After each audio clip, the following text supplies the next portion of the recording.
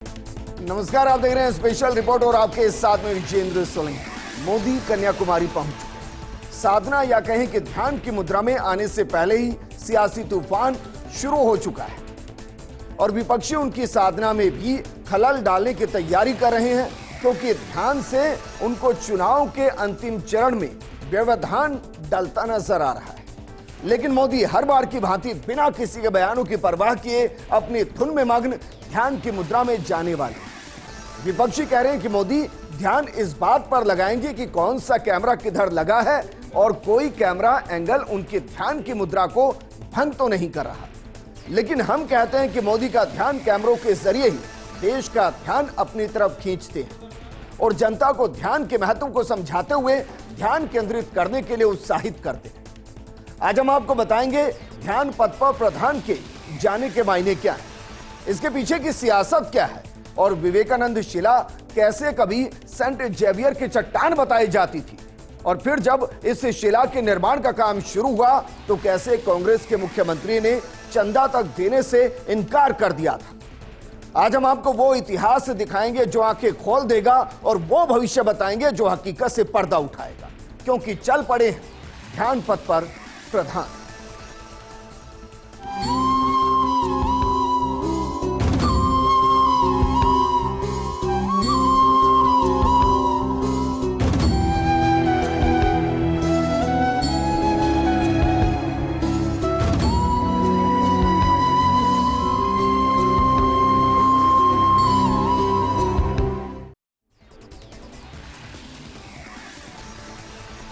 सबसे पहले आपको आज की तस्वीरें दिखाते हैं। प्रधानमंत्री नरेंद्र मोदी का कन्याकुमारी में विवेकानंद शोक मेमोरियल के ध्यान मंडपम में 45 घंटे का ध्यान शुरू हो चुका है। वो 1 जून तक ध्यान मग्न रहेंगे। मोदी उसी जगह ध्यान करें जहां स्वामी विवेकानंद ने भी ध्यान किया। लोकसभा चुनाव के प्रचार का शोर थमते ही प्रधानमंत्री मोदी गुरुवार की शाम यानी कि आज कन्याकुमारी पहुंचे। उन्होंने सबसे पहले भगवती देवी अम्मन मंदिर में दर्शन पूजन किया। पूजन के दौरान मोदी सफेद धोती और शॉल पहने नजर आए। पुजारियों ने उन्हें विशेष आरती कराई और प्रसाद, शॉल और देवी भगवती अम्मन की फ्रेम में गढ़ी हुई तस्वीर भेंट की। मोदी तिरुवनंतपुरम से कन्याकुमारी हेलीकॉप्टर से पहुंचे थे। यहां से वो ध्यान मंडप तक फेरी में पहुंचे। चुनाव के दौरान प्रधानमंत्री की ध्यान यात्रा करने पर चुनावी कानून के तहत कोई रोक नहीं है। कांग्रेस ने 29 मई को आरोप लगाया था कि पीएम की ध्यान यात्रा आचार संहिता का उल्लंघन है।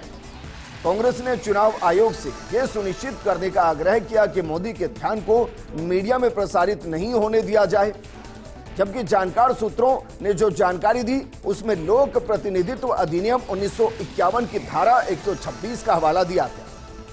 इसमें मौन अवधि के दौरान सार्वजनिक बैठकों या जनता के बीच चुनाव प्रचार और प्रदर्शन पर रोक का उल्लेख है। मतदान समाप्ति से 48 घंटे पहले मौन अवधि शुरू हो जाती है। इस फेज में मोदी के निर्वाचन क्षेत्र वाराणसी में भी वोटिंग होगी। जानकारों के मुताबिक इस कानून में वो क्षेत्र ही आता है जहां वोटिंग होनी है और चुनाव आयोग ने इसी तरह की अनुमति 2019 के लोकसभा चुनाव में प्रधानमंत्री मोदी को दी थी जब वो केदारनाथ पहुंचे थे। यानी कि कानूनी तौर पर भी और आचार संहिता के तौर पर भी प्रधानमंत्री मोदी ऐसा कुछ नहीं कर रहे जो नियमों के खिलाफ है। वो प्रधान सेवक है और नियमों से बंधे होते हुए वो अपनी ध्यान यात्रा पर निकले। लेकिन विवेकानंद शिला का एक नाम श्रीपद पराई भी है। दरअसल स्वामी विवेकानंद 24 दिसंबर 1982 को कन्याकुमारी पहुंचे थे। समुद्र तट से 500 मीटर दूर इस चट्टान तक वो तैर कर पहुंचे थे। 25 से 27 दिसंबर तक इस चट्टान पर उन्होंने ध्यान केंद्रित किया था और मान्यता है कि देवी कन्याकुमारी ने भी इस चट्टान पर तपस्या की थी। 1970 में यहां विवेकानंद शोक मेमोरियल बनाया गया था। स्थानीय लोग इस जगह को श्रीपद पराई भी कहते हैं। विवेकानंद शिला के पास तमिल कवि वल्लुवर की 133 फीट ऊंची पत्थर की मूर्ति भी है। लेकिन शोक मेमोरियल के अंदर क्या है ये हम आपको बताते हैं, क्योंकि अगर जब आप जाएंगे तो आपको जानकारी होनी चाहिए कि वहां दरअसल क्या है। वहां 2 चीजें हैं। देखिए, एक वहां पर है विवेकानंद मंडपम और दूसरा है श्रीपद मंडपम। श्रीपद मंडपम इनके गर्भगृह में देवी कन्याकुमारी के पद चिन्ह है। दरअसल देवी पार्वती जो कन्याकुमारी के तौर पर अवतरित हुए और उस पूरे कालखंड में उनकी शादी महादेव से नहीं हुई, लेकिन उन्हें महादेव को मनाने के लिए कठोर तप किया था। एक पैर पर खड़े होकर उन्होंने तप किया था और कहा जाता है कि जो श्रीपद मंडपम है उसमें देवी कुमारी के पद के चिन्ह निशान आज भी मौजूद है। और यहाँ श्रीपद का मतलब पद से पद चिन्ह ही है। और इसके अलावा वहां विवेकानंद मंडपम है। यह एक ध्यान कक्ष है जिसमें स्वामी विवेकानंद की मूर्ति है और यही प्रधानमंत्री मोदी ध्यान केंद्रित करने वाले हैं। न सिर्फ हमारे महापुरुषों से ये शिला जुड़ती है बल्कि हमारे पौराणिक ग्रंथों के साथ भी ये शिला जुड़ती है। और इसलिए यहां एक अलग तरीके की शक्ति का एहसास हर वो आदमी करता है जो यहां पहुंचता है। ऐसा नहीं है, गौतम बुद्ध का जुड़ाव इस शिला के साथ रहा है। एपीजे अब्दुल कलाम साहब वो भी यहां कुछ घंटे बिताकर आए और इसलिए अब हम आपको उस विवेकानंद स्मारक का महत्व बताते हैं जहां प्रधानमंत्री जा रहे हैं। विवेकानंद स्मारक केंद्र एक छोटा सा पथरीला टापू है, बहुत बड़ा नहीं है, जो कन्याकुमारी के वावथुरई समुद्र तट से 500 मीटर की दूरी पर है और यह भारत की मुख्य भूमि का सबसे दक्षिण छोर है। कमाल की बात देखिए, यहां हिंद महासागर, अरब सागर और बंगाल की खाड़ी मिलती है। 19वीं शताब्दी के अंत में विवेकानंद पूरे भारत का भ्रमण कर रहे थे। 1892 में उन्होंने अपनी यात्रा को कन्याकुमारी से अंतिम रूप दिया, जहां उन्होंने समुद्र में एक बड़ी चट्टान देखी और फिर ध्यान करने के लिए वो तैरकर इस चट्टान तक पहुंच गए। विवेकानंद ने उस चट्टान पर 3 दिन और 3 रात बिताए और ज्ञान प्राप्त किया, वो ज्ञान जिसे उन्होंने विश्व भर के अंदर फैलाया और जिसकी वजह से उनकी पहचान दुनिया भर में हुई और भारत की पहचान उनसे हुई। लेकिन सवाल यह कि जो स्मारक वहां बना उसको बनाने का विचार कब और कैसे आया, यह बेहद दिलचस्प कहानी है। स्मारक बनाने का विचार 60 के दशक तक यहां सिर्फ एक शिला हुआ करती। शिला मतलब सिर्फ एक पत्थर हुआ करता। लेकिन 1963 में स्वामी विवेकानंद की जन्म शताब्दी मनाई गई थी। तब उन्हें श्रद्धांजलि देने के लिए यहां शिला पर स्मारक बनाने का विचार आया। इसके बाद आरएसएस के प्रचारक एकनाथ रानाडे को यहां स्मारक निर्माण की जिम्मेदारी सौंपी गई और यह विचार स्वामी विवेकानंद के उस कथन से प्रेरित था जिसमें उन्होंने कहा था कि मैं शरीर छोड़ देने के बाद भी काम करता रहूंगा और आने वाली पीढ़ियों को अपना अधूरा काम पूरा करने के लिए प्रेरित करता रहूंगा। यह स्मारक एकता का प्रतीक है और यह स्मारक इसलिए भी खास है क्योंकि रामकृष्ण मिशन द्वारा आशीर्वाद दिया गया कांची कामकोटी पीठम के परमाचार्य ने डिजाइन बनाया और स्वामी चिन्मयानंद ने सबसे पहले दान किया। इस स्मारक की नींव एमपी शिव ज्ञानम ने रखी थी और अधूरा सपना क्या विवेकानंद का? अधूरा सपना विकसित भारत बनाना। और प्रधानमंत्री मोदी 2024 में जो कह रहे हैं वो यही कह रहे हैं कि 2047 तक विकसित भारत बनाना है, देश को एकता के सूत्र में पिरोना है और इसके लिए अगर वो वहां जाए जहां स्वामी विवेकानंद गए तो उसके अपने अलग महत्व होते हैं। लेकिन विवेकानंद शिला की अब हम आपको वो अनसुनी कहानी बताने वाले हैं, जिस कहानी के बाद आपको कई अध्यायों को पढ़ने की जरूरत नहीं पड़ेगी और जो आपके मन में भ्रम है वो भी काफी हद तक दूर होंगे। और ये हम नहीं कह रहे हैं, ये दरअसल बाकायदा किताब जो एकनाथ रानाडे ने लिखी उसके अंदर इसका जिक्र है। जरा देखिए, the story of the Vivekananda rock memorial, ये किताब जिसको लिखा एकनाथ रानाडे ने। अब इस किताब के अंदर वो क्या लिखते हैं ये बेहद महत्वपूर्ण है। दरअसल जिस दौर की वो बात कर रहे हैं उस वक्त तमिलनाडु के अंदर कांग्रेस की सरकार थी और एम भक्तवत्सलम मुख्यमंत्री उस दौर में तमिलनाडु के हुआ करते थे। इसके बाद जब रानाडे ने उनसे मेमोरियल के लिए मदद मांगी तो उन्होंने साफ इनकार कर दिया।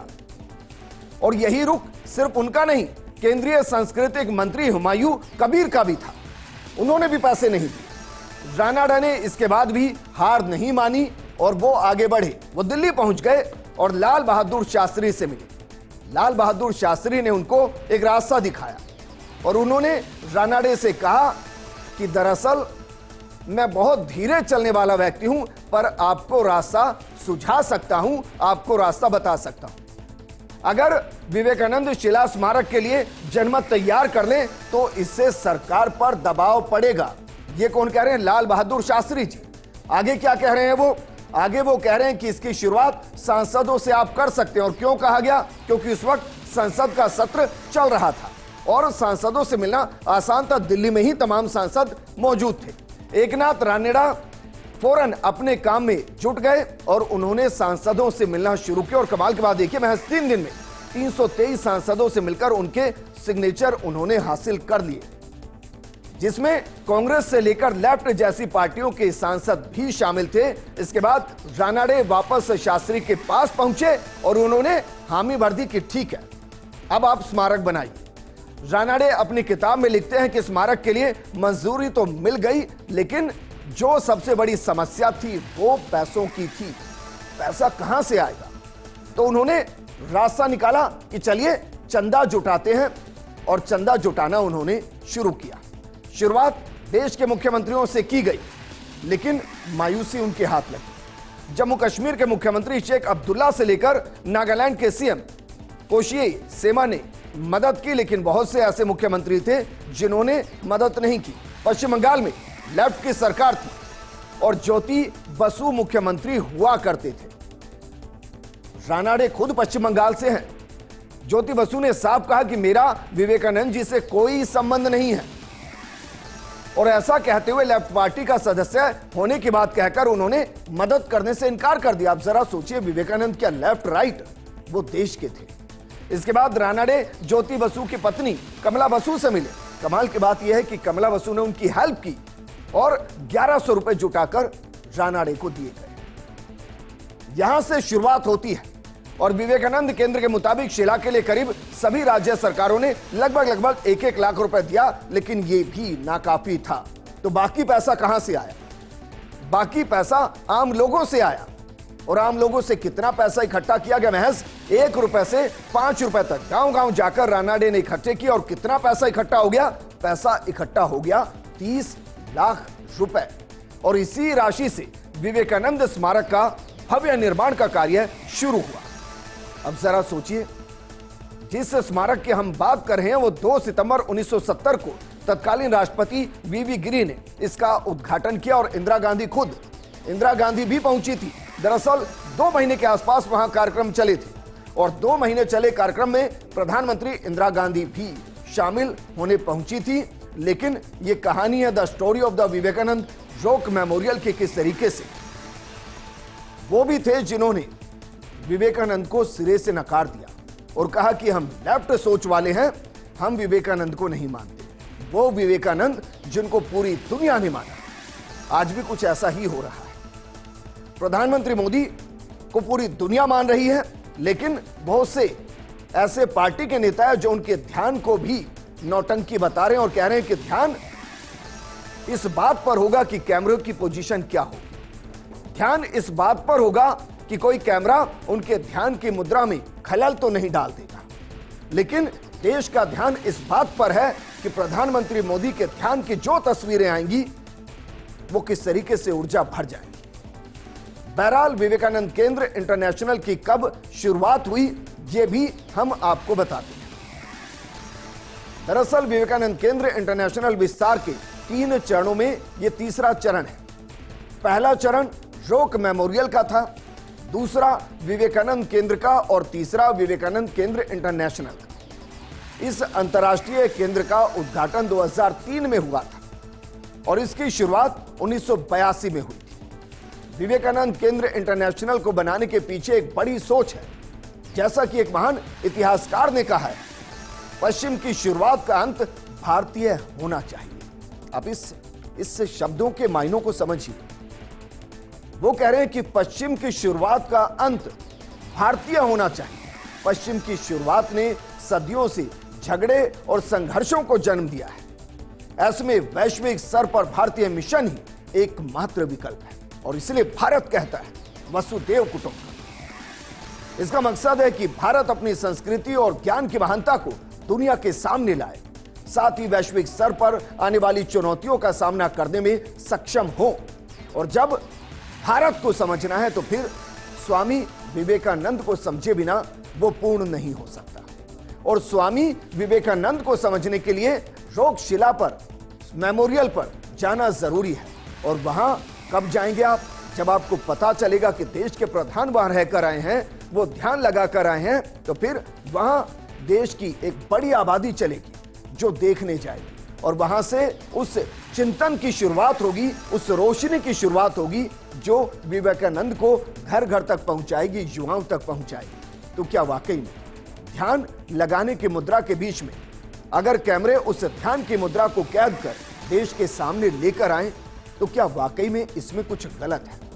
एक छोटे से ब्रेक के लिए यहां रुक रहे हैं, आप कहीं मत जाएगा। ब्रेक के बाद हम आपको बताएंगे कि इसके अलावा प्रधानमंत्री मोदी इस पूरे दौरे के दौरान क्या संदेश देना चाहते हैं। आज हम आपको बता रहे हैं कि ध्यान पथ पर जो प्रधान निकल पड़े हैं वो संदेश क्या दे रहे हैं और उस संदेश के पीछे देश क्या सुनना चाह रहा है और क्या देखना चाह रहा है। तो जरा देखिए, प्रधानमंत्री मोदी जो देश के प्रधान हैं वो ध्यान पथ पर जो चले हैं वहां से संदेश क्या है। पहला संदेश मोदी का संदेश है कि महापुरुषों को भुलाया नहीं जा सकता। दूसरा संदेश महापुरुषों के जीवन के प्रति आकर्षण पैदा करना। तीसरा संदेश देश के अलग अलग स्थानों पर पर्यटन को विकसित करना और देश में एकता का संदेश देना, यह भी इस ध्यान पथ का संदेश है। अपनी आस्था और धर्म को खुलकर दर्शाना, यह नहीं कि मैं प्रधान सेवक हूं तो फिर मैं अपने धर्म के प्रति आस्था को प्रकट ना कर पाऊं, जैसे देश के पहले के प्रधानमंत्रियों ने किया। जीत के प्रति पूरी तरह से आश्वस्त और इसलिए वो चले हैं ध्यान की तरफ, ताकि जो मेहनत की गई, जो पसीना बहा गया, उसके बाद एक बार फिर से ऊर्जा को एकाग्रित किया जाए।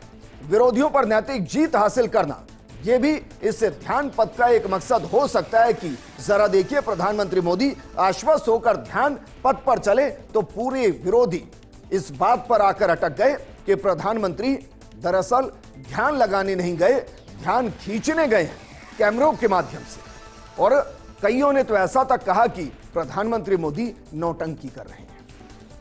लेकिन यह सच है कि जो विपक्षियों पर नैतिक जीत प्रधानमंत्री मोदी चाहते थे, शायद इस यात्रा के साथ वो ऐसा करने में सफल होते नजर आए।